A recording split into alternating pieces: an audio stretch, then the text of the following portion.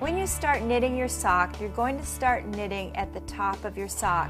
And the effect that you get at the top of your sock is determined by what you do after your cast-on stitches. If you start right into your knit stitch or your flat stitch, you're going to get a nice flexible brim on the top of your sock.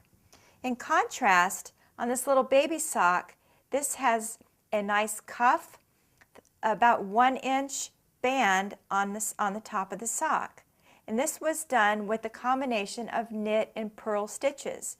There's actually 2 knit, 2 purl, 2 knit, and 2 purl, and that pattern is done all the way around the loom. Now if you'd like to do a ribbing that's maybe 1 knit, 1 purl, make it a little bit narrower, you can do that. And also you can make a much wider ribbing by doing 3 knit and 3 purl around your loom or around your sock.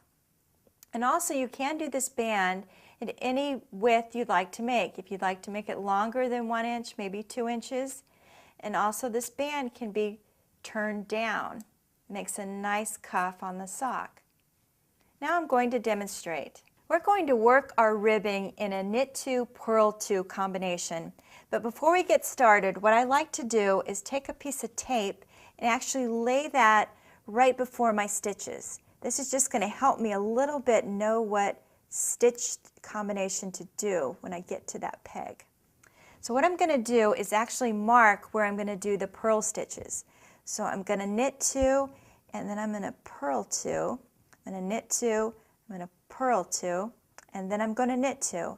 And then when you're making your ribbing, you'll want to lay another piece of tape all around your sides as well to keep you organized with your stitches. So we're going to start with the knit stitch on our first 2 pegs. So we're going to lay the working yarn across the front of the pegs. We're going to take the knit hook underneath the first stitch, grab the working yarn, pull it up and over the peg and put that loop back down on the peg. And again, we're going to do the knit stitch, the same thing. Up and over the peg and put that loop back down. And now we're going to switch to purl. We just look at our little dots there, it says go to purl stitch. We're going to lay the working yarn underneath the stitch. We're going to take our knit hook through the top of the stitch, grab the working yarn, pull it up and over the peg.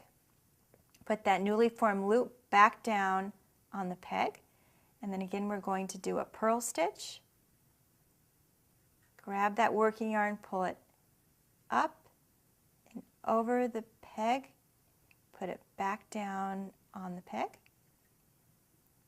And now we're going to switch again to the knit stitch. So remember that goes above the stitch. Go underneath, grab that stitch, pull it out, up and over the peg and put it back down on the peg. Again, we're going to do a knit stitch.